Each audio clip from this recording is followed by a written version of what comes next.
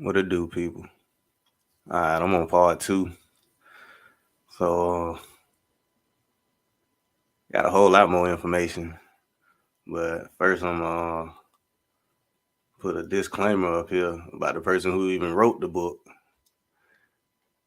He ain't even really like colored folks. Which is a trip because the book is basically about colored folks. Well, anywho, they ain't really see it like that back then. Really, it's just class system. It's still like that today, but got a whole lot to break down. Run through this guy real quick. Old Charles C. Jones Jr. Let me give you a little breakdown of who he is. And break down how this unification came together of Europeans and Americans.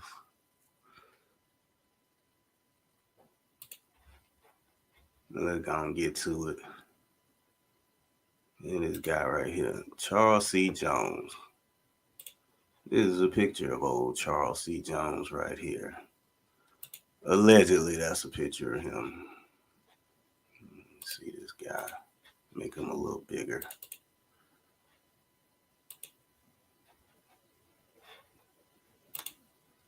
That's what they say he looked like.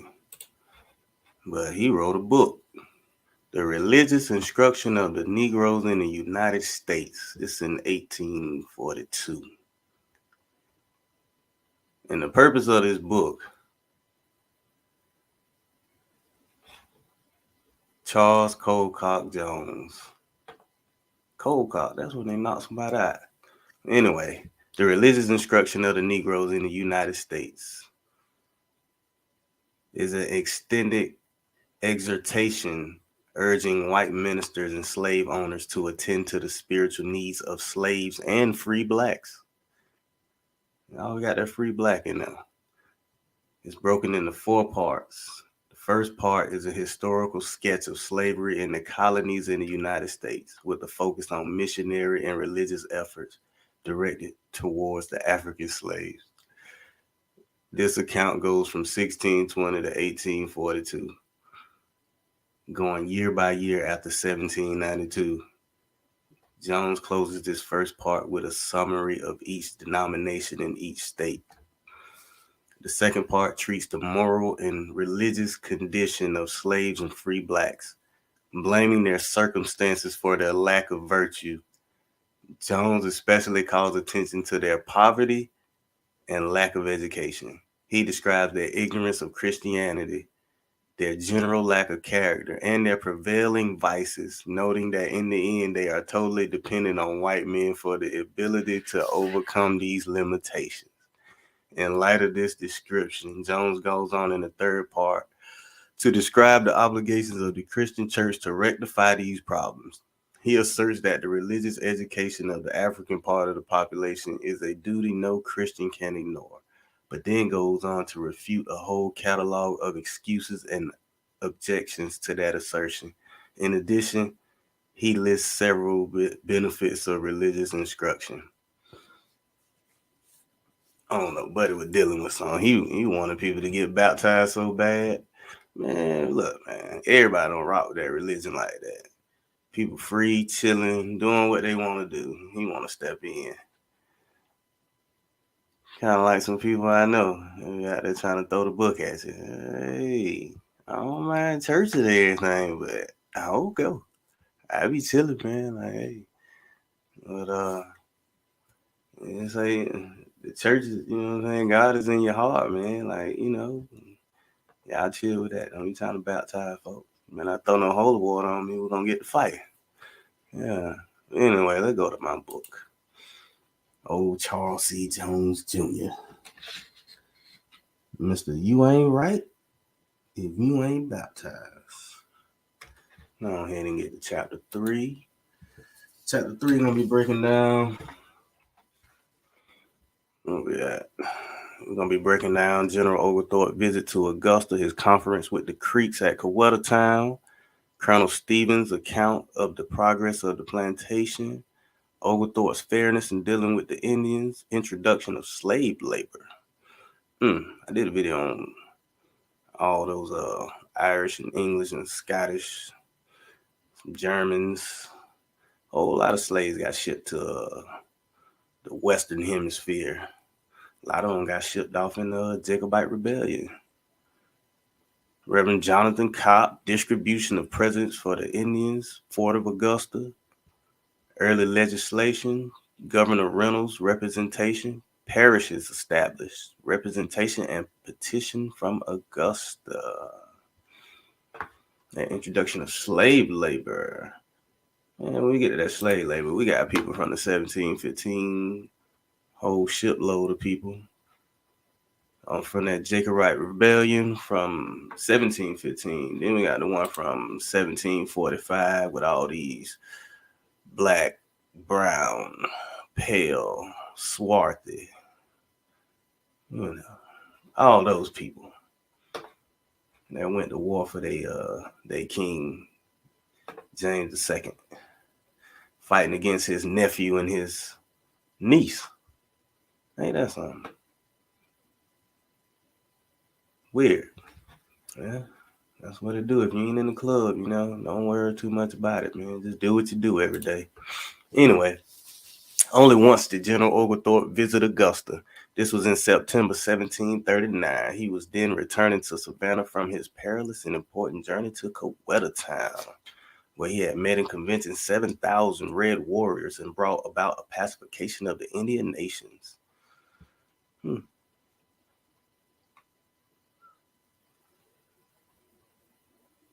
Let's check out this Indian nation, old Cowettown. Cowettown is really nice. Anybody know where it's at? Now it's just Coweta County, but Cowettown is real nice. It would look like on the map, though. Which is pretty decent. Where we at? We got Augusta right here. That road that looked like I-20, more than likely it is. Probably was made of brick. Since brick been around for thousands of years, I'm pretty sure they was making roads with bricks all over the world. But you don't get too much history about North, Central, or South America, so. Well, actually, they do give more history of Central and South. They just ain't messing with North America. They don't want to turn this place loose. They already know what's up. But this is Cowettown, this little area right here. Got a lot of Uchis and Westos. It's along the Chattahoochee, matter of fact. A little distance away from it, but all that is their town. That's Southwest Atlanta, matter of fact. Anybody ain't been there, should check it out. It's pretty nice. Coweta County. Yeah. Western portion of the U.S. It is part of Metro Atlanta. Yes, it is. A whole lot of people from that area. We go a little bit further with that, too. We got some of them Creek folks from over there. Some of them Creeks that mix with the European. Anywho.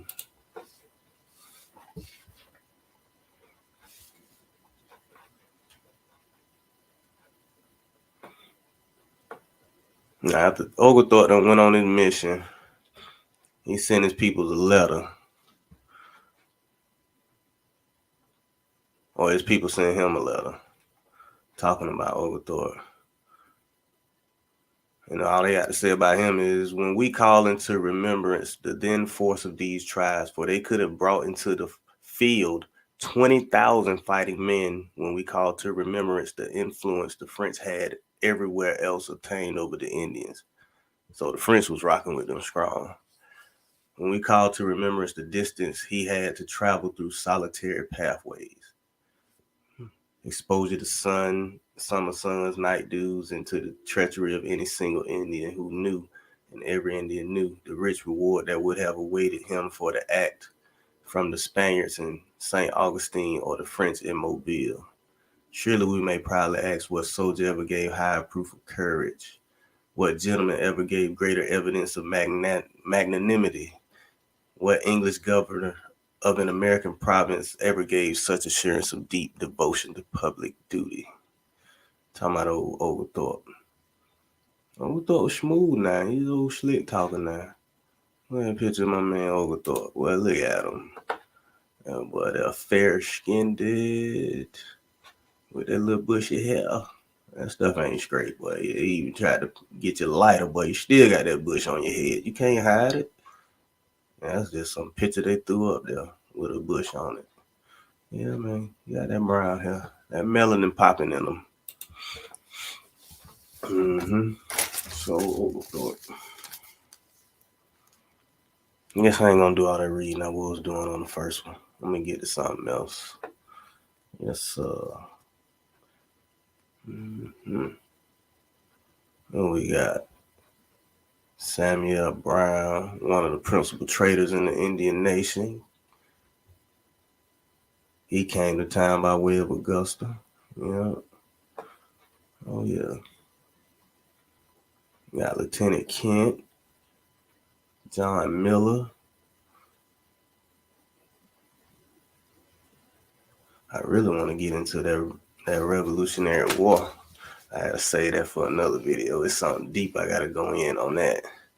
It ain't got nothing to do with what people think it do. That Boston Tea Party supposedly set off the war, but it wasn't tea they were mad about.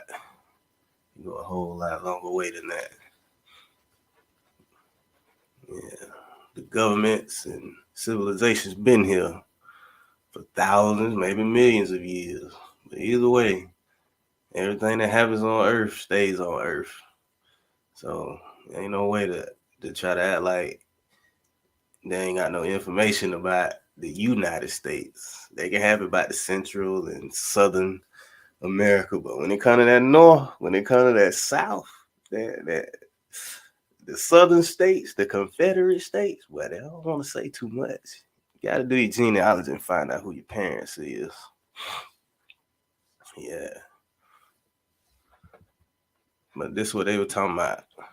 We marvel too that this feeble plantation did not at the outset encounter violent shocks at the hands of the natives, who in the neighborhood far outnumbered the Europeans.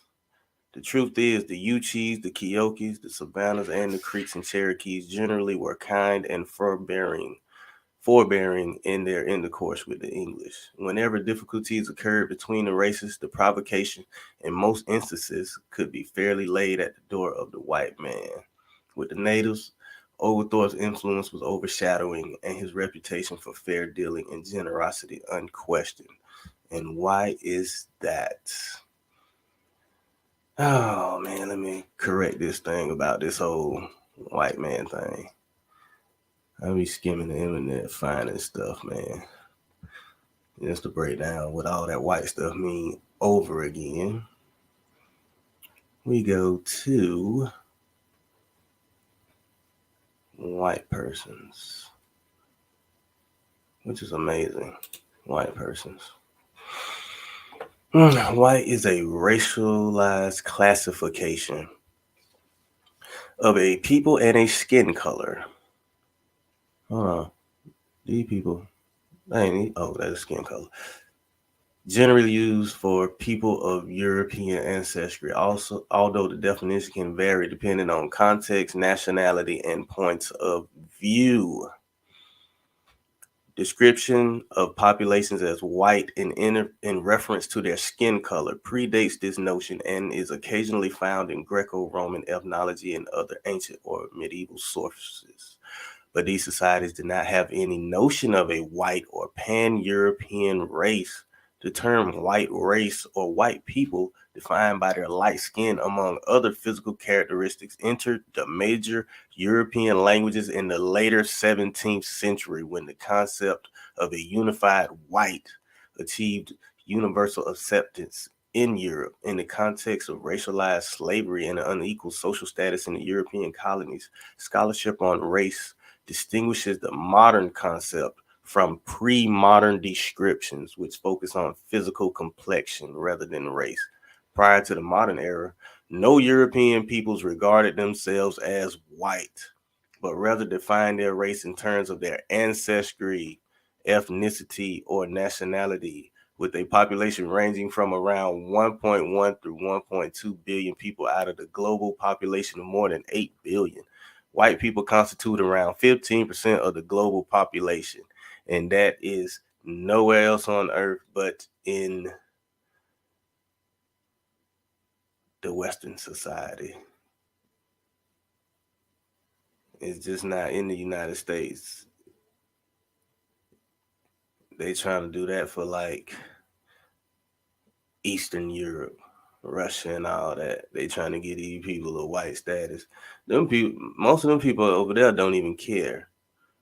And you look at how bad the world was doing before everybody came over here to the Americas. Being white ain't mean nothing. You still poor. That's just the game that's being ran. Now, when we look at white, and they say the people from Europe, when we pull up this list of the Jacobite people, this is in 1745. These people could be classified as white, but they were fighting for a Catholic king, so they automatically get called black. And by them being convicts and prisoners of war, they're automatically going to get enslaved. They're not going to get enslaved. And they got skills, so pretty much they're going to be put to work. You got laborer, gardener, shoemaker, weaver, goldsmith. Know how to knit. Got a seamstress. These women too. Oh, yeah. Herdsmen. All that. Yeah, carpenters. They getting put to work, but also, yeah, you ain't going nowhere for a while. A lot of them dark complexion, a few light skins. Yeah, it's going down. Servants.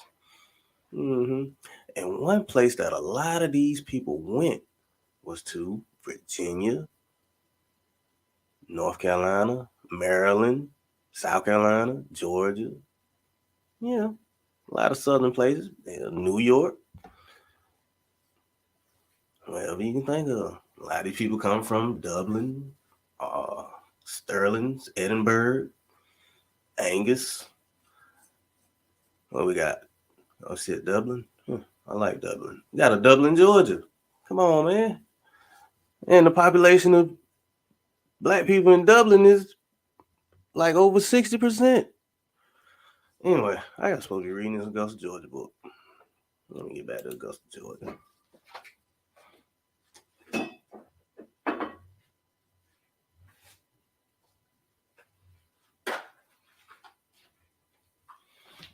Here we go. These feeble plantations. Anywho, I found some very interesting things in this book. And the people who say they're business, you gotta check them, check out the Europeans now. See which one of them your family members. I know I got a good bit on that's mine. But in the spring of 1739, the German Jesuit Christian Priber endeavored, in the interest of the French, to prejudice the minds of the Cherokees against the English. A conference, however, held at Augusta in April of that year, resulted in an interchange of goodwill and a confirmation of the amicable relations subsisting between the colonists and the dwellers among the mountains of Appalachia. While General Oglethorpe was in Augusta in September of this year, he was visited by chiefs from the Chickasaws and Cherokees. Those from the latter nation complained that some of their people had been poisoned by rum sold to them by the traders. They were much incensed and threatened revenge. Upon inquiring into the matter, the general ascertained that some unlicensed traders from Carolina had communicated smallpox to the Indians, who, ignorant of the method of treating the disease, had fallen victims to that loathsome distemper. All right, when it comes to smallpox, they already had vaccines and stuff already over here for all that stuff, and they've been dealing with Europeans since the 1500s. So how you not immune to smallpox? Come on now, get better than that. Any way they can kill you off, they will. He found it difficult to convince the chiefs of the true cause of the calamity. They were at length appeased and departed with the assurance that they might apprehend no trouble in dealing with the licensed traders from Georgia, as permits were never granted to those unworthy of confidence. In March 1740, a complaint was lodged with the authorities in Savannah that in consequence of the introduction of Negro slaves from Carolina, who performed all the manual labor, an ordinary workman could find but little employment at Augusta. In exercising the garrison of Fort Augusta, that little square block, one of the iron guns burst and blew off the head of a soldier. Oh, goodness. On the 30th of the following June, Lieutenant Kent, newly arrived from Augusta, informed Colonel Stevens that he experienced considerable difficulty in conducting the civil affairs of the settlement. There was so much jangling among the traders, and so prone were they to decide their controversies by force, that the local magistrate was greatly embarrassed in the administration of justice. In April 1741, the garrison of Fort Augusta was augmented from 12 to 20 men. There is not a lot of people. Let me show you where all these people come from. Until the removal of the prohibition respecting the introduction, employment, and ownership of slaves in Georgia, and until the enlargement of the tenure by which lands were holding of the crown, but slow progress was made in developing the agricultural interests of the district of St. Paul. So soon, however, as the trustees saw fit to modify their restrictions in these respects, the colony had a better appearance of thriving than at any former period of its existence. No two individuals were so instrumental in prevailing upon the trustees to permit Georgia the right, long enjoyed by her sister English colonies in America, of owning and using Negro slaves as the Reverend George Whitefield and the Honorable James Habersham. All righty. Oh yeah, this the dude they talking about. They asserted that the transportation of the African from his home of barbarism to a Christian land where he would be humanly treated and required to perform his share of toil common to the lot of humanity was advantageous, while the latter affirmed that the colony could not prosper without the intervention of slave labor. Yeah, they didn't say the African was going to be a slave. They just say they was going to bring him from barbarism into the Christian land, so he was going to get baptized. And they cost it more than the English and Irish and Scottish. So yeah, of course they're gonna get them, which is amazing, very much amazing. I erased my other one. All right, it's a little good one now.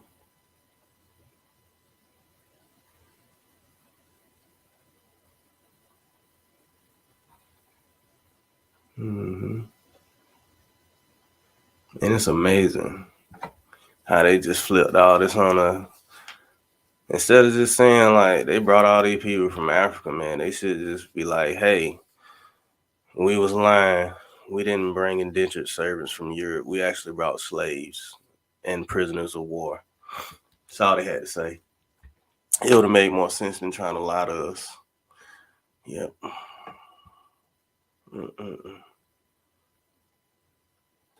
The trustees for establishing the colony of Georgia in America, having surrendered their charter and relieved themselves from the further execution of a trust.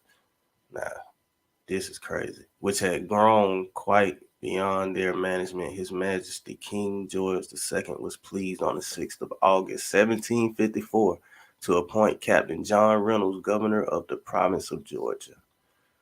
One of his earliest official acts after his arrival in Savannah on the 29th of October was to cause a liberal supply of presents to be distributed at Augusta to the Chickasaws, Creeks, Uchis, and Cherokees, whom, as he was advised by Indian traders of repute, the French were endeavoring to excite to hostilities against the upper settlements of Georgia and Carolina. Oh my goodness. I ain't get to explain the concession, because that's what General Oglethorpe went there for, and they gave him a concession. And the concession definition is a thing that is granted, especially in response to demands, a thing conceded, the act of conceding, granting, or yielding something, A gesture, especially a token one made in recognition of a demand or prevailing standard, a preferential allowance or rate given by an organization. But the key one is the right to use land or other property for a specified purpose, granted by a government, company, or other controlled body. Yes. Yep. So they didn't take anything. It was actually granted permission to use whatever he needed to use. That's why he went to the conference. Yes, that's why. Matter of fact, I gotta go back there and see that. Mm-hmm.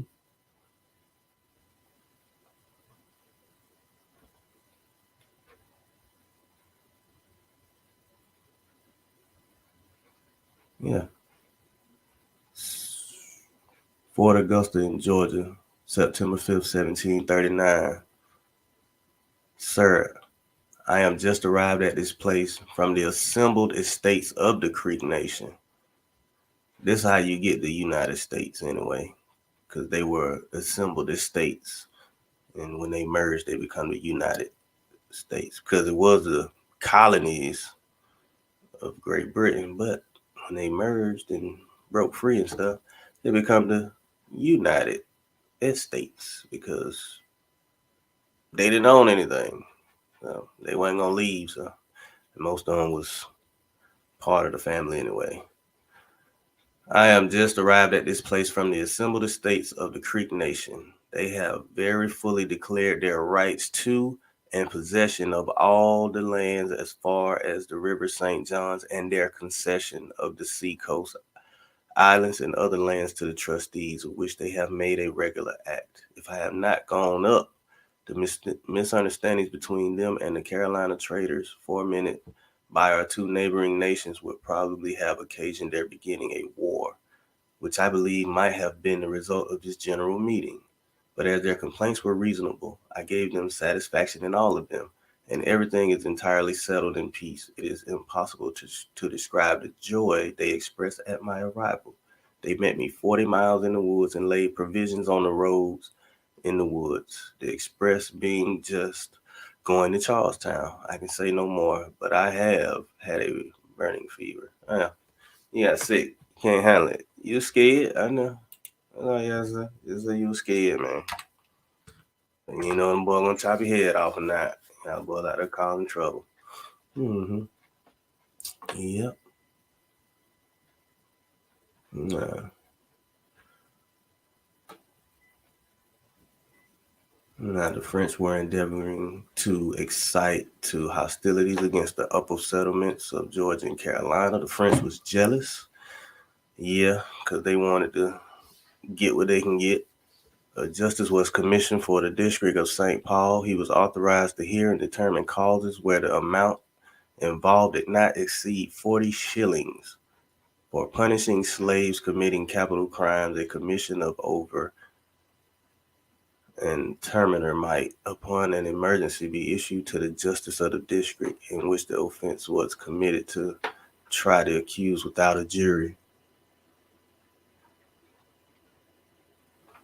If found guilty and sentenced to death, the justice might award execution and set upon the slave a value which was afterwards to be paid to the owner by the General Assembly as an encouragement to the people to discover the abilities of their slaves. Causes of special moment in law and equity and admiralty and of a criminal nature were to be tried by the courts which were established in Savannah. Oh, now we're in 1755. Upon the arrival of the Indian presence in December 1755, Governor Reynolds proceeded to Augusta that he might superintend their distribution and utilize the occasion in confirming the amicable relations existing between the colonists and their red neighbors. The crazy thing about it is they weren't keeping no census, but at the same time, they knew how many of their people they had, and it never was a big number.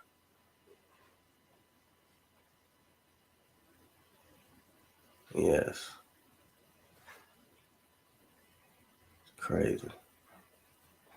While in Augusta, Governor Reynolds, who, true to his military profession and instincts, was devoting perhaps more attention to the defenses of the province than to any other matter connected with its administration and development, made a personal inspection of the fort located at that place. Built of wood and 120 feet square, he found it so rotten that a large portion of it was propped up to prevent its walls from falling. Its 8 small iron guns were honeycombed, and their carriages in an unserviceable condition. Of ordnance stores there was but a very scant supply. So they ain't even really got nothing together. Like, if they wanted to get knocked out, they could have been knocked them out. This is 1755. Folks chilling. Ain't nobody even trying to kill y'all. Right, he could have been gone. The population of Georgia, sadly dispersed, did not then aggregate more than 6,400 souls. Of them, 756 capable of bearing arms were enrolled in the militia and officered. Poorly equipped and organized into 8 companies, they were drilled 6 times each year. Widely separated, their concentration on an emergency was very difficult. There was, in truth, not a fortification within the limits of the province in even tolerable condition. Let these folk tell it, though. Let them tell it. Well, they was really doing something special. Mm-mm-mm. That's neither here nor there. That's what I want to get to, though. There wasn't really much going on. Not a lot of people. Not a lot going on. But then we get to this right here. I'm on 41.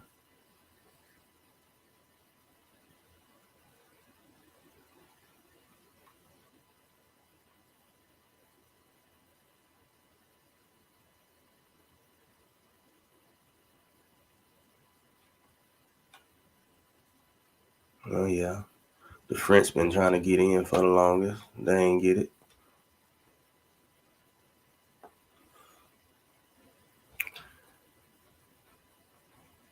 There's a whole lot going on. Oh, yeah. The French observed with jealous eye the expansion of the English settlements along the line of the Savannah River and the increasing influence which the colonists were gaining over the affections and the trade of the Indian nations. They hesitated at nothing which might tend to interrupt this advancing prosperity and alienate the goodwill of the natives. Emissaries equipped with presents and malignant tongues were sent among them to poison their minds against the English, to disturb existing friendly relations, and, if possible, to incite the savages to acts of open hostility. The effect of these efforts became perceptible in the changed temper and morose conduct of the Indians.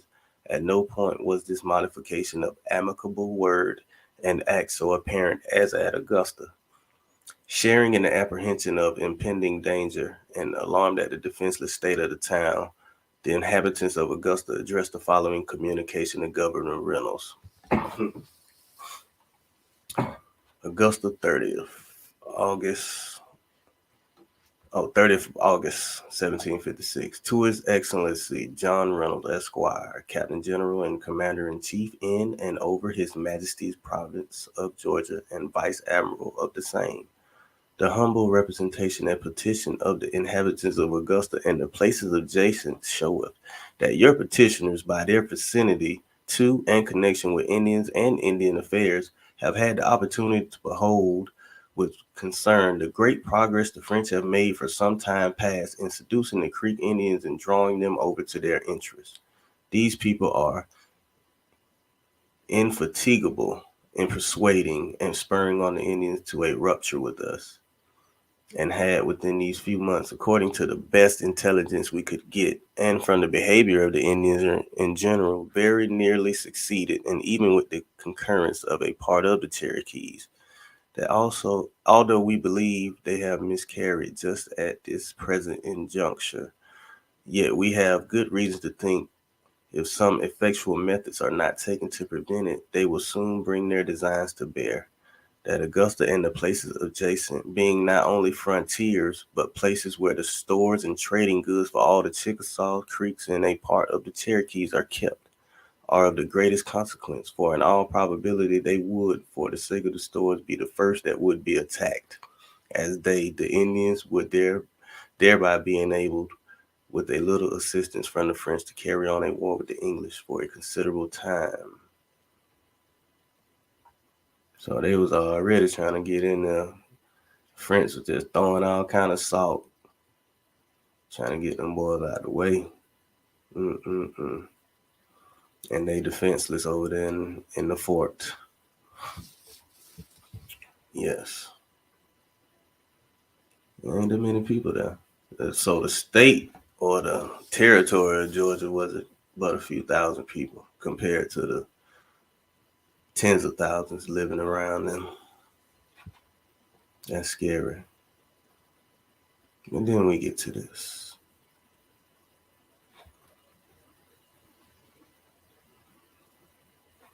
And your excellencies petitioners, as in duty bound, will ever pray.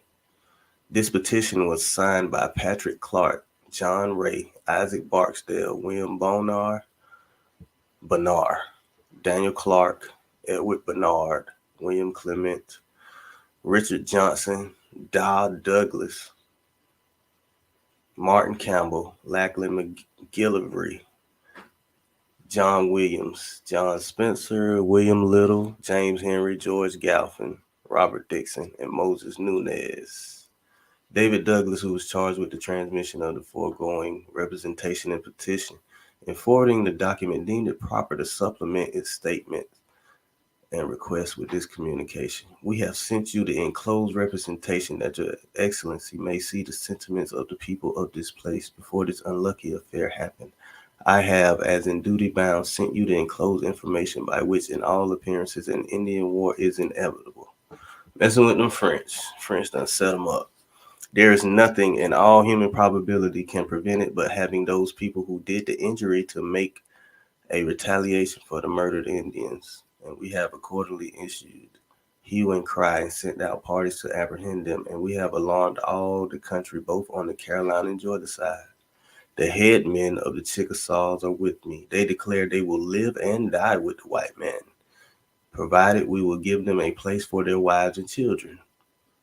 The fort is too small, neither is it in a condition to hold the people of this place. So I think it would be better to have one or two fortifications or entrenchments as near the fort as possible, where the women and children may be secure while we scout out and fight the enemy.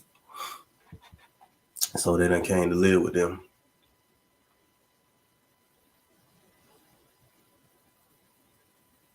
Oh, and let's not forget these old Chickasaws came all the way out of Mississippi.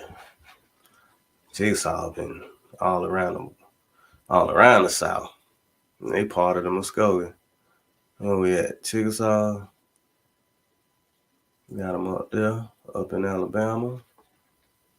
And we're going down a little further over here by the Mississippi River. Look like we got some more all up in this area. So Chickasaw all the way from, and they got towns. Yep, towns and factories. So from Mississippi all the way back over here to Georgia.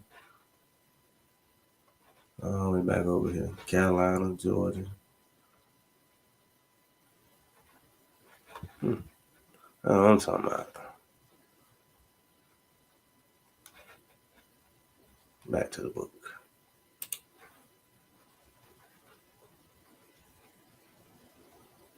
So not only were they shacking up with them, they needed protection from them. That's 1755. That's in the 1750s.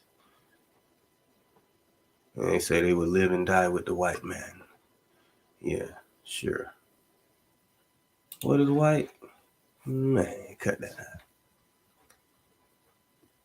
Looking at the definition, it is crazy. Because if you actually read the definitions and everything they say about white people, man, the folk that even saying they white ain't even white.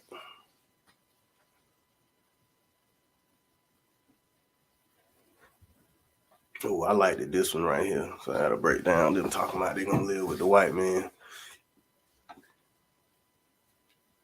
The assignment of positive and negative connotations of white and black to certain persons date to the very old age in a number of Indo-European languages.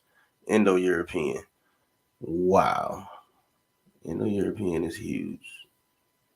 So that's basically part of Europe, Russia, Southeast Europe, and some parts of India, Sri Lanka, all those places. But these differences were not necessarily used in respect to skin colors. Religious conversion was sometimes described figuratively as a change in skin color. Similarly, the Rigveda uses Krishna Vak, black skin, as a metaphor for irreligiosity, irreligiously, whatever that word is. Ancient Egyptians, Greeks, and Minoans generally depicted women as having pale or white skin, while men were depicted as dark brown or tanned. As a result, men with pale or light skin could be considered weak and effeminate by ancient Greek writers such as Plato and Aristotle. According to Aristotle, those whose skin is too dark are cowardly. Witness Egyptians and the Ethiopians. Those whose skin is too light are equally cowardly. Witness women. The skin color typical of the courageous should be halfway between the two. Wow. Similarly, what's that X word? Xenophon of Athens describes Persian prisoners of war as white-skinned because they were never without clothing and soft and unused to toil because they always rode in carriages, and states that Greek soldiers as a result believed that the war would be in no way different from having to fight with women. Wow. Okay.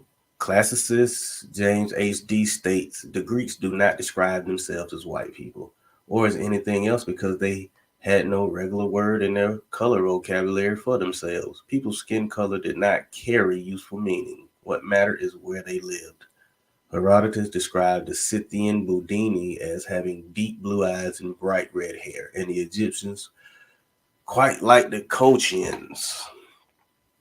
Who are the Kochians? Oh, they're in the Iberian Peninsula. They dark as melon crows, dark skinned and curly haired. That curl, baby. He also gives the possibly first reference to the common Greek name of the tribes living south of Egypt, otherwise known as Nubians, which was Ethiops. And they describe the Ethiops as black and the Thracians as having red hair and blue eyes. In his description of the Scythians, Hippocrates states that the cold weather burns their white skins and turns it ruddy.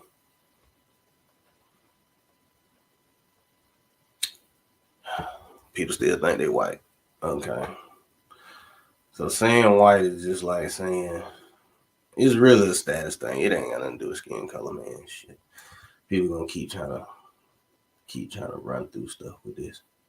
And then they got a picture of this scientific racism when they show the Irish, Iberian, Anglo-Teutonic, and the Negro. The Negro got a necklace on. Anyway, Jerry, he in a police lineup, still got the jury on. He cold, telling you. And then they say the Iberians are believed to have been originally an African race who thousands of years ago spread themselves through Spain over Western Europe. Their remains are found in the barrows or burying places in sundry parts of these countries. The skulls are of low prognathous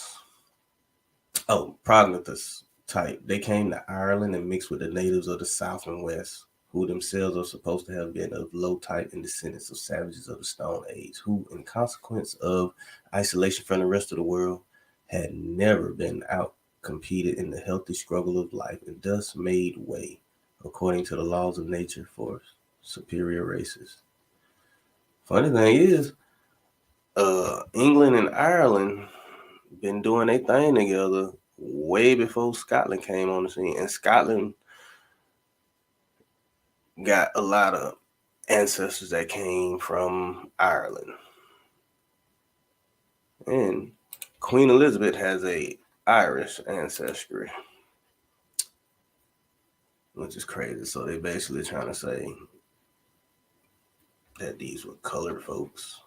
I ain't gonna say black or Negro. I just say colored. Sounds better. Yep. The two great Norman families of medieval Ireland were the Butlers and the Fitzgeralds. The Queen directly descends from both many times. The most recent descendants I can see for her are from James Butler, the first Duke of Ormond. He died in 1688. From James Fitzgerald, the 10th Earl of Desmond, died 1529. And from Gerald Fitzgerald. Fitz means son of, so Gerald, son of Gerald. 11th Earl of Kildare, died 1585. Through the latter, she descends from Irish heroes Garrett Moore Fitzgerald, 8th Earl of Kildare, and Garrett O.G. Fitzgerald, 9th Earl of Kildare. Her ancestor, Baron Portlester, lies in a spectacular tomb in South Aidan's Church on High Street in Dublin. Stop playing, man. Stop playing. When the Irish getting discriminated against for the longest, like, come on, man. And she descends, in terms of Gaelic families, she descends from the rebel Hugh O'Neill, Earl of Tyrone, died in 1616. From the O'Brien, 1624. And Conor O'Brien, he died in 1540. He the king of Thomond. What? Man. Yeah, she descends from Aof MacMurrough, who married Strongbow in 1170, and from Brian Burrow, High King of Ireland. Hell, I might be getting her too. Hey, I can tell you, man. In fact, Irish is littered with her ancestral homes and her ancestors' tombs. Her most recent Irish-born ancestor was apparently Richard Wellesley, first Marquis Wellesley. Given all this, it doesn't seem unfair that she was never allowed visit her ancestral homeland until now. And this is talking about Queen Elizabeth. What's she at? Queen Elizabeth the First. Queen Elizabeth the First. The one that look like a white lady. She got that orange hair. She got that feel. She's still a Negro, but she's a little pale. Ain't that something? Appreciate you, my biologist buddy.